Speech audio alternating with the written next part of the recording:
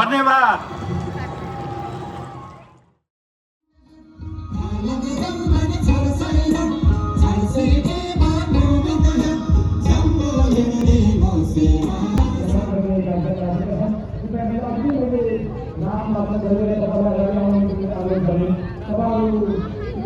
तामाङले मान्ने खास लोछार चाहिँ के हो त, लोछारमा हामीले खास गर्नुपर्ने के हो त भन्ने धेरैले जिज्ञासा हुन सक्छ। विशेष गरी अहिलेका युवा पुस्ताहरू जो अहिलेका जेनजी पुस्ताहरूलाई त्यो जिज्ञासा हुन सक्छ। जेनजी पुस्ताभन्दा माथिको पुस्तालाई धेरै नै ज्ञान हुन सक्छ। वास्तवमा तामाङले सोनाम लोछारलाई किन मान्यो, यसको धेरै कारणहरू छन्। वास्तवमा यो कृषि पर्व हो, किसानहरूले मान्ने पर्व हो। सोनामको अर्थ स्वैनम स्वैनम भन्दै जाँदा बिस्तारै सोनाम हुँदै गएको भन्ने विज्ञहरूको भनाइ छ। वास्तवमा किसानहरूले आफ्नो अन्न बाली भित्राइसकेपछि लाउने बेलाको पर्व यो पर्व स्वैनमबाट बिस्तारै कृषि पर्व सोनाम पर्व भएको विज्ञहरूको भनाइ छ। त्यसैले धेरै मानिसहरूले लाग्न सक्छ यो सोनाम लोछार तामाङले मात्र मान्छ त होइन, यो मङ्गोल सभ्यताभित्र पर्ने, Mongolia, China, Japan, Korea, Indonesia, Hong Kong, Nepal, Bhutan जति पनि यो देशहरू छन्, अरबौं जातिहरूले, अरबौं मानिसहरूले यही सोनाम लोछारलाई आफ्नो पर्वको रूपमा मान्छन्। जस्तो चीनमा स्प्रिङ फेस्टिभलको रूपमा विकसित छ, नेपालमा हामीले सोनाम लोछारको रूपमा विकास गरेको छ। हामी सोनाम लोछारमा के गर्छौँ त भन्दा, सोनाम लोछारमा हामीले गर्दै आएको पहिलादेखि नै जतिखेर हामीसँग पात्रोको विकास भएको थिएन, त्यो पात्रोको विकास नभएको बेलामा माघरी लोपोमरो भन्नुको अर्थ चाहिँ माघ शुक्ल प्रतिपदा, त्यो भनेको माघको 1 गतेबाट चाहिँ नयाँ वर्ष सुरु हुन्छ। त्यो हाम्रो परम्परा हिजोदेखि नै चलिआएको छ। अहिले कहिलेकाहीँ तलमाथि केही दिनहरू फरक पर्नुको कारण चाहिँ हिजो हामीसँग पात्रोको व्यवस्था थिएनन्, चन्द्र पात्रोको व्यवस्था नभएको अवस्थामा, व्यवस्थित नभएको अवस्थामा हाम्रो आखे नेमे ममहरूले माघरी लो पोबोरो भनेर माघ 1 गतेदेखि मान्दै आएको परम्परा अनुसार हेर्दै गयो भने आजको दिनबाट हामीले के गर्ने भन्दा, घरमा हाम्रो तामाङ परम्परा अनुसार माघ लाग्नुभन्दा अगाडि सम्पूर्ण ऋणहरू चुक्ता हुनुपर्ने, लिनुपर्ने, दिनुपर्ने सबै चुक्ता हुनुपर्ने थियो। पहिला दसैँमा तिहारमा मान्ने चलन थियो। लेनदेनको कारोबार हुँदा माघमा नै, त्यो माघ आउनुभन्दा अगाडि नै लेनदेन सघाउनु पर्ने, कसैलाई चाहिँ ऐचो पैचो छ भने ऐचो पैचो पनि चुक्ता गर्नुपर्ने, यस्तो चलन थियो हामीसँग। त्यसो भएको कारणले कम्तीमा अब लोछारमा हामीले आफ्नो गच्छा अनुसार घरमा सरसफाई गर्ने, आफ्नो लखनहरू पूजा कोठाहरू सफा गर्ने, आफूभन्दा ठुलाहरूलाई ढोक्ने, मान्ने, गर्ने, हामीले आफ्नो परम्परा अनुसार टीका ग्रहण गर्ने, आशीर्वाद दिने, आफ्नो गच्छा अनुसारको हामीले फलफुलहरू खाने, जडीबुटीहरू खाने, तरुलहरू खाने, फापरको रोटीहरू खाने यो चलन छ। यो हामीले बिस्तारै लोछार पर्व हामी चौरमा मात्र सीमित गर्न खोजिरहेको छैनौँ। हामीले लोछार पर्वलाई अब घरमा स्थापित गराउँदैछौँ। जसरी नेपालको चाडहरूमा दसैँ र तिहार यो चौरमा मान्नुपर्छ भनेर कुनै पनि संस्थाले उर्दी जारी गर्दैनन्, आयोजना गर्दैनन्, कहीँ मात्र आयोजना गर्छन्, सबैले घर मनाउँछन्। त्यसै गरी अब हामीले लोछारलाई घरमा मनाउनु पर्छ। यदि लोछारलाई घरमा मनाउन सक्यो भने यो लोछार स्थापित हुनेछ। त्यसैले गर्दा यो लोछारमा हामीले वास्तवमा यो लो भनेको हामीले यो वर्ग हो, छार भनेको नयाँ वर्ग, नयाँ वर्षलाई साँच्चीकै हाम्रो जीवनमा हिजो कति ऋण थियो होला, कति लिनुपर्नेहरू होला, दिनुपर्ने होला, कोहीसँग झगडा गरेको होला, ती झगडाहरू विवादहरूलाई हामी बौद्ध मार्गी हौँ, हामी गौण सभ्यताभित्र पर्छौँ। सबैभन्दा ठुलो क्षमा गरिदिनको लागि पनि हामी तपाईँहरूलाई अनुरोध गर्न चाहन्छौँ। तपाईँले कसैलाई क्षमा गरिदिनुभयो भने त्यो जतिको तपाईँको आत्मसम्मान अरू केही हुँदैन। त्यसैले सबैभन्दा ठुलो ईर्ष्या, डहा, मोह, हत्या, हिंसा जुन बौद्ध मार्गीहरूले गर्नुहुन्न भन्ने मूल मन्त्र जुन पञ्चतत्व छ, हामीले पञ्चशीललाई पालना गर्नको लागि पनि हामी यो विश्वमा सबैभन्दा महान जाति छौँ।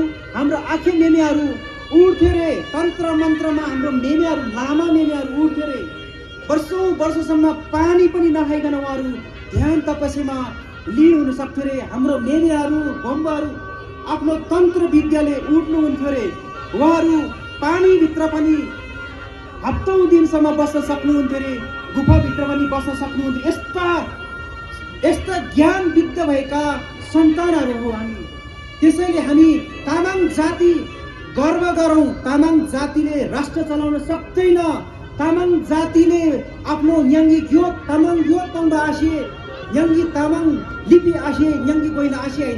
सबैभन्दा यो नेपालको तथ्याङ्क हेर्ने हो भने सबभन्दा बढी आफ्नो भाषा बोल्ने, आफ्नो लिपि मान्ने, आफ्नो वेशभूषा लाएर आफ्नो सभ्यतालाई मान्ने यो नेपालको आदिवासी जनजातिहरूमध्ये सबैभन्दा बढी तथ्याङ्कमा प्रमाणमा चाहिँ हाम्रो तामाङहरू देखिएको छ। चाहे यो काठमाडौँको सिंहदरबार निर्माण गर्ने होस्, चाहे काठमाडौँको यो धरोहर हामीले देखिरहेको धरोहर निर्माण गर्ने होस्, सबै हिजोका राजा महाराजाहरूको दरबारहरू पनि हामीले नै बनाएका थिए। यो नेपालका जति पनि ठुला ठुला सडकहरू, ठुला ठुला गगनचुम्बी महलहरू, संसारले मान्ने खानकाहरू हामी हाम्रा पुर्खाहरूले नै विकास गरेको। हामीले हाम्रो पेन्दोर्जे मेमेले डम्फुको विकास गर्यो, हाम्रो टुङ्नाको विकास गर्यो। हाम्रो तामाङको भाषाहरू ठाउँ ठाउँको जहाँ जहाँको भए पनि हामीले आफ्नै भाषाहरू बोलिरहेका छौँ। त्यसैले अब हामी यो तामाङ महान जातिलाई महान बनाउनको लागि तपाईँहरूको साथको आवश्यकता महसुस गर्दै यो औपचारिक कार्यक्रम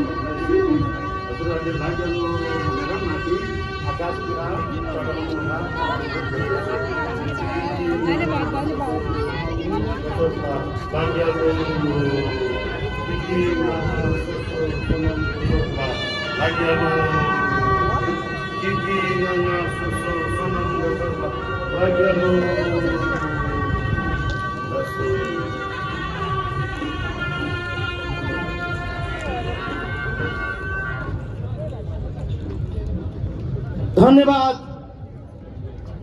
हाम्रा धर्मगुरुज्यूहरू।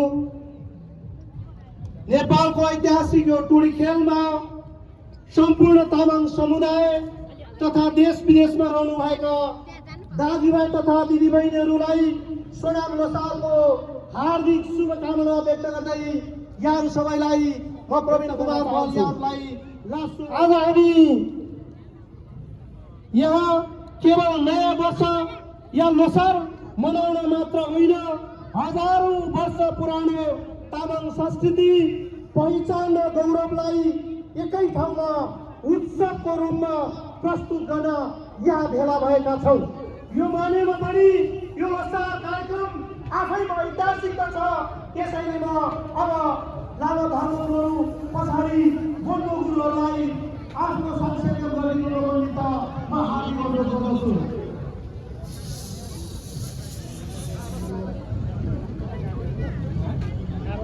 त्यस्तै गरी तम्ब हेर्नु पनि तयारी अवस्थामा रहनुहुन्न।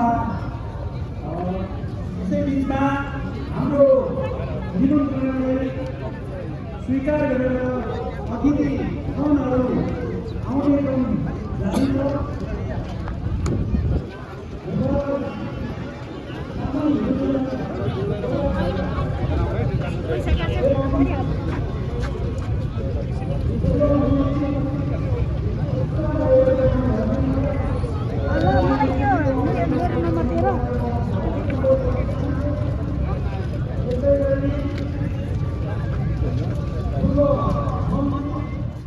विगत 30-35 वर्षदेखि यसरी औपचारिक रूपमा लोसार कार्यक्रम गर्दै आइरहेका छौँ, तपाईँलाई थाहा छ। र विभिन्न संसारभरि नै आज यो कार्यक्रम भइरहेको छ। सम्भवतः पटक पटक हामीले प्रधानमन्त्रीज्यूहरूलाई हामीले यहाँ आमन्त्रण गऱ्यौँ, उहाँहरूलाई हामीले हाम्रो माग पनि राख्यौँ। यो सिलसिलामा हामीले त्यो ढङ्गले अगाडि बढाइरहँदाखेरि पक्कै पनि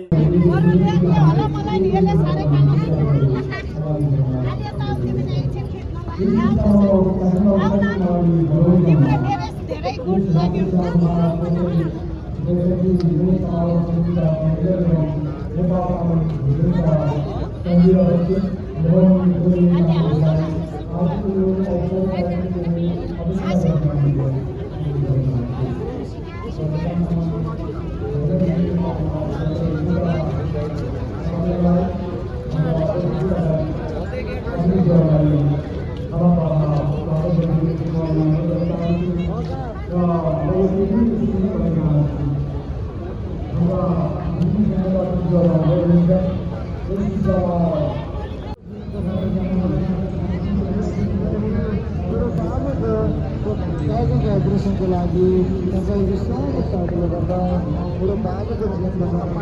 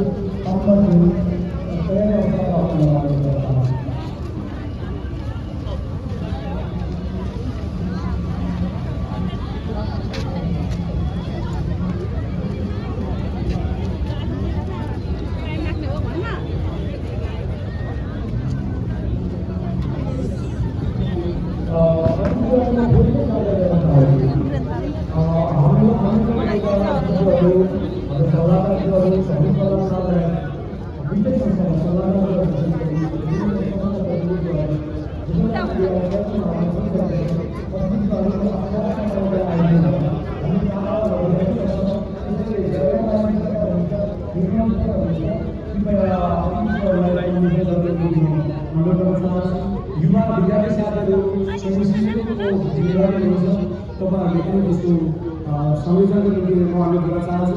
यहाँ लामा भोको कामको लागि हामी यहाँ सिकेको जस्तो रहेको छ। सम्भवतः हाम्रो बुजुर्गहरू माथि नअट्नु होइन अट्दैन, त्यो नअट्ने भएको हुनाले कृपया तल पनि मिलाएर राख्नुपर्ने मिलेर बस्नुपर्ने अवस्था छ। त्यसैले हामी यहाँहरूलाई विनम्रतापूर्वक आग्रह गर्न चाहन्छौँ, अनुरोध गर्न चाहन्छौँ। त्यति गरेर